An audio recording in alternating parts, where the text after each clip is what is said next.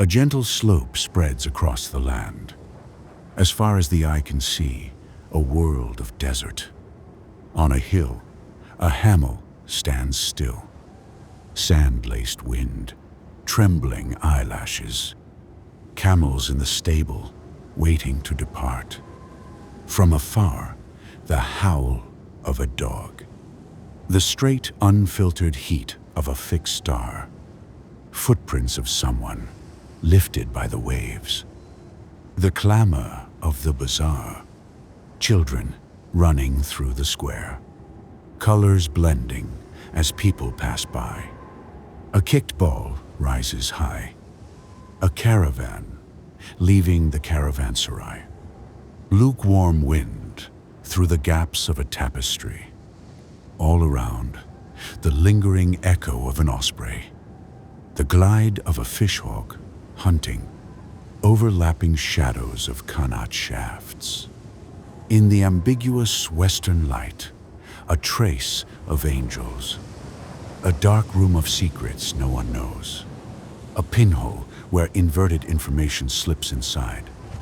A long procession of caravans in line. A floating ghost turns its gaze. The hush of the oasis. A cat sleeping in dappled light. A dog barking. The caravan moving on.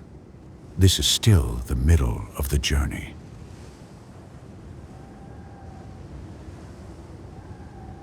The town feels like it's already asleep.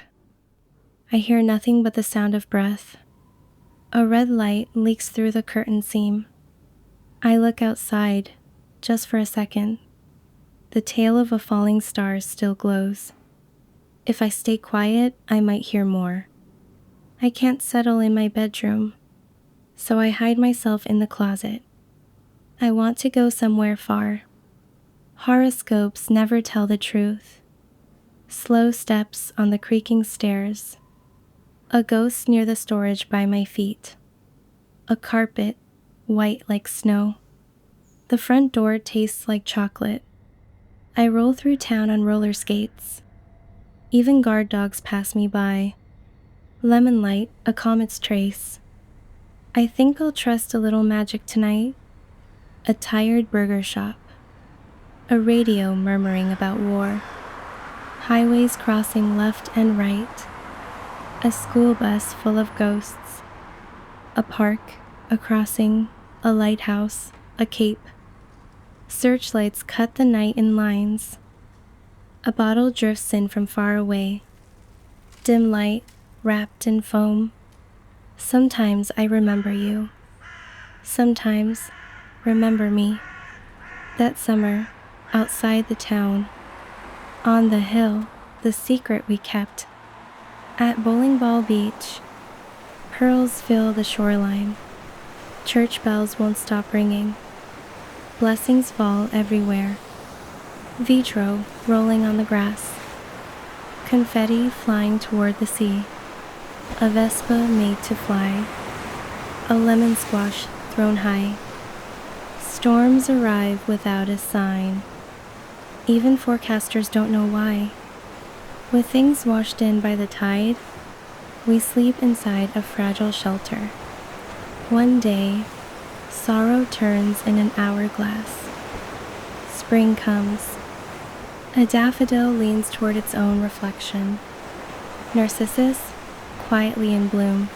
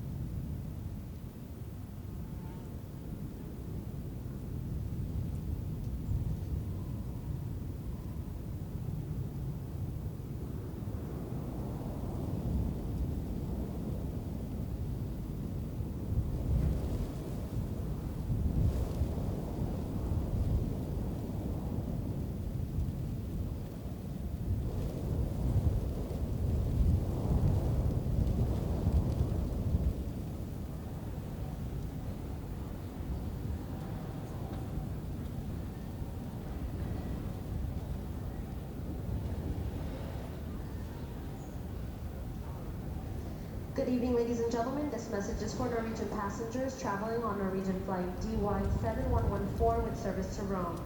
We are pleased to announce that we will be boarding shortly. Please make your way to gate 138. Please make your way to gate 138. Thank you.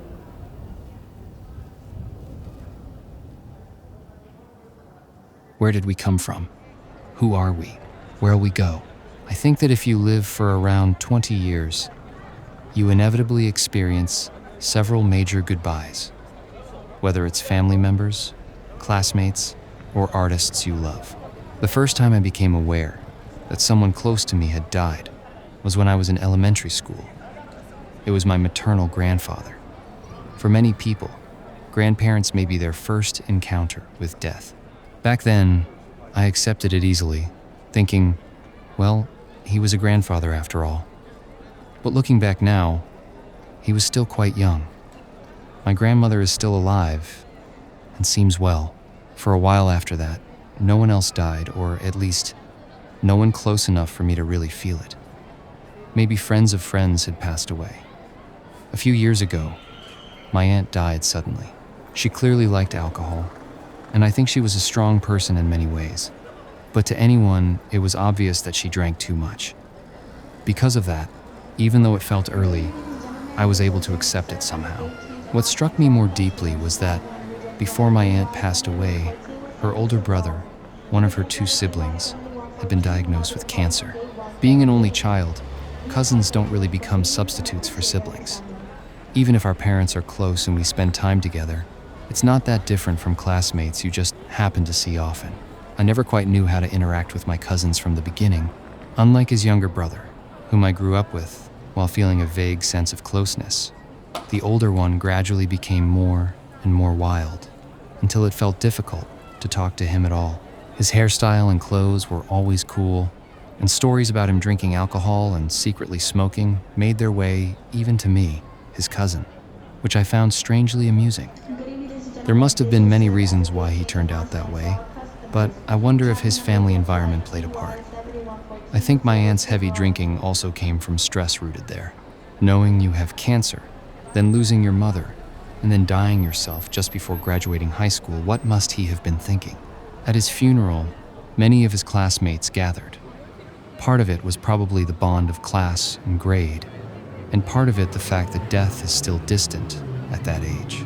Still, I remember thinking that if I died at the same age, in the same situation, it wouldn't be like that for me. Things that feel difficult or impossible can completely change with time.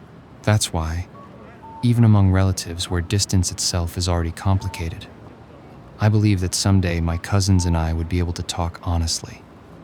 Because of that, I barely spoke to him before he passed away. I talked about this just recently with his younger brother. My own mother also had cancer. I honestly don't know when it started. I don't know when my parents officially became strangers to each other, when my mother remarried, when she became ill. She is fortunately doing well now, but all of this forced me to confront the fact that it was possible, and still, is that someone could be fine one moment, then be noticed only at the very end, and then be gone. One day in August, just after my birthday, I was told of a friend's death. We lived far apart, and our ages were different. He was from a city in Tohoku, the same place where my grandmother was born and raised. It was too far to travel suddenly, and I couldn't see his face or attend the cremation. Later, I went there by car with mutual friends, and I filmed for this work at that time. Being able to visit his grave felt like a small kind of luck. The date carved into the gravestone, the day of his death, was my birthday. Heat inevitably spreads out. I've been thinking about this a lot lately. According to the laws that govern the universe, within the flow of time as a result, we can't remain in our current forms forever. No matter how often you shave, your beard grows back, chapped lips heal. You can't return to your mother. Your parents live separately. Your room gets messy. Rivers flow. You can't gather with everyone. You don't particularly want to see them. It's not that you don't want to see them. That's why you can't gather. You collect trash. You throw it away. It burns. It becomes ash.